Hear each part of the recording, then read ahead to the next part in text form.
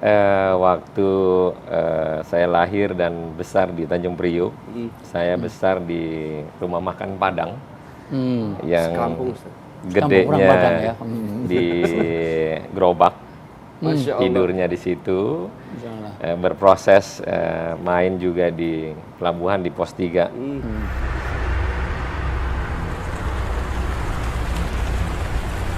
Andai aku jadi orang kaya. Jangan mimpi bang, Ji, ngayal mulu lu mah. Ji, lu jangan ngeremehin gue, Ji. Gue gini-gini punya mobil mewah nih, Ji. Mobil mewah Ih, serius. serius. Di mana nih? Di rumah. Ya, Emang lu tahu nih CC berapa ya? paling 2.500-an kali mobil begituan mah. Salah. Nih, gue juga nggak tahu sih berapa sih fixnya nih. Salah itu salah. Salah ya, Bang ya? Oh, Salah. emang berapa ini, Bang? Itu 4.000 cc. Oh, 4.000 cc. 4.000 cc. Emang bapak siapa pak? Kok bapak so tahu ah? Ji, lu jangan sembarangan lu. Gua Siapa? kenal nih abang ini nih. Ini Bang Saroni, Ji. Bang Saroni. Yang Ahmad beliau- Saroni. Ah, Lu, Allah. aduh. Lu pengen tahu? Ya udah, kita ajak ngobrol-ngobrol ya. Pesan dulu dong. Iya. Ah, mungkin. Minta Bang mau pesan apa? kopi, Ah. Oke. pahit. Oke siap.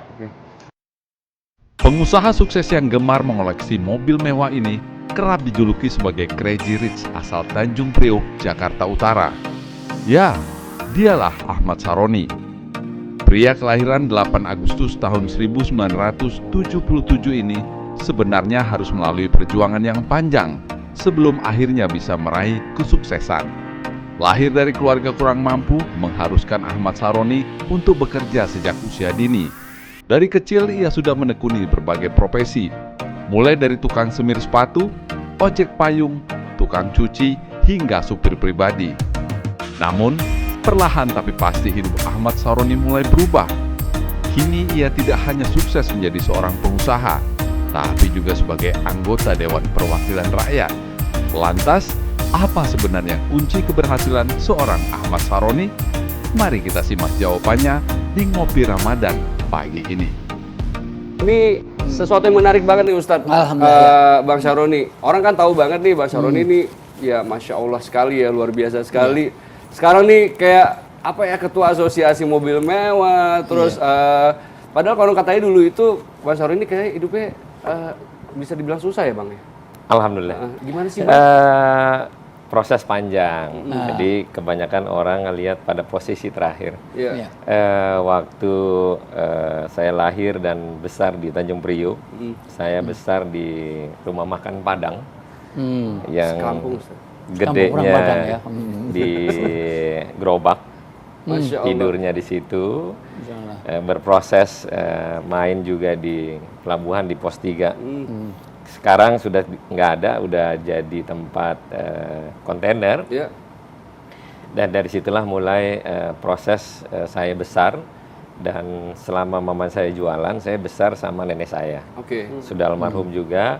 Waktu kecil berprosesnya kan tidak mungkin saya selalu ingat. Benar. Tapi berproses ingatnya saya menjadi tukang semir sepatu di Pertamina di Jakarta Utara, Iya. di Yosudarso itu. Silakan kopi Jadi bang. dulu kalau masih Makasih Ji. dulu Ya. kalau mau berenang di gelanggang remaja Jakarta Utara itu nggak punya duit. Heeh. Jadi saya nyemir sepatu Di di usia berapa itu? usianya masih SD ya? SMP masih main-main tuh waktu itu. iya. Mungkin masih kelas 1 kali kayaknya. Nah, itu saya sampai sekolah SD nggak pernah nggak naik kelas sekali. Oke. Dari kelas 4 ke kelas Kenapa 5. itu, Bang? Dulu matematika saya bodoh banget gitu. Tapi menikmati apa yang menjadi proses adalah sangat indah. Betul. Untuk menjadikan hasil yang sampai hari ini. Bang, saya penasaran banget nih, hal yang sangat berbekas banget nih di kehidupan abang yang dari dulu ketika sulit nih, itu masih sampai sekarang tuh masih kayak gue dulu pernah gini nih, dan itu akhirnya memacu abang untuk menjadi berproses seperti sampai sekarang ini. Semua hal terkait dengan waktu di zaman susah, zaman miskin itu adalah pasti diingatkan pada yang gak enak. Betul.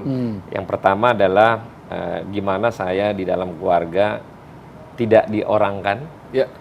Tapi lagi-lagi bahwa suasana yang tidak enak itu, waktu itu saya coba menahan diri, ya bahwasannya memang saya gembel gitu. Iya. Saya miskin, saya nggak punya apa-apa. Mama saya sebagai seorang ibu yang tanpa ayah, saya sampai hari single ini parent. single parent, ditinggalkan oleh bapak saya. Saya belum pernah tahu muka bentuk bapak Sampai detik saya ini? sampai hari ini. Tapi masih hidup. Setiap nanya masalah masih hidup atau enggak saya nggak tahu. Iya. Setiap nanya sama mama saya selalu dijawab, lu nggak perlu nanya bapak lu. Lu nggak perlu ketemu bapak lu bisa gede. Iya. Nah dari situ sampai hari ini belum pernah tahu bentuk bapak, muka ganteng kayak jelek. Nama kayak pun ini. abang nggak tahu. Enggak, namanya tahu karena Nama ngelihat di akte kelahiran. Oke. Tapi secara fisik nggak pernah tahu. Oke, paham. Nah ada suatu waktu saya diusir sama om saya, masih ada om saya masih hidup. Itu baju dikumpulin, dimasukin dalam satu kain, dilempar di lantai 2, dan akhirnya saya tinggal di rumah om saya. Oke. Di nggak jauh dari rumah nenek saya, waktu itu ada 4 gang lah. Ya saya tinggal di sana, Iya. bantuin nyuci piring, ngepel, bersihin mobilnya, cuci mobil. Dan waktu itu bermimpi, Iya. pengen suatu hari pengen punya mobil kayak ini, kayak begini, punya duit kayak ini. Dan itulah proses waktu di mana kita menjadi orang miskin itu nggak enak, Betul. sekalipun di keluarga sendiri. Startnya dari mana dulu? Usaha apa dulu atau? Start dari usaha. Sebentar bang, sebentar Ustadz. Ya. Lebih baik kita ngopi dulu Oke. sebelum kita melanjutkan ini. Oke. Ini benar-bear obrolan yang menarik Iya, banget Ustadz iya, ya. menarik. Karena Iya, maksudnya- karena saya juga hal yang sama. Saya dulu juga dari proses yang nobody lah gitu. Iya. Walaupun mobil saya juga sempat 2 pintu itu. Itu open cup itu. Sudah 2 pintu.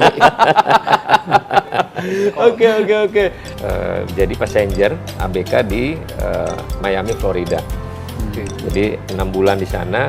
Kalau dibilang ada orang kerja kuli di pelabuhan, di kapal itu kerja lebih 3 kali lipat dari kuli pelabuhan.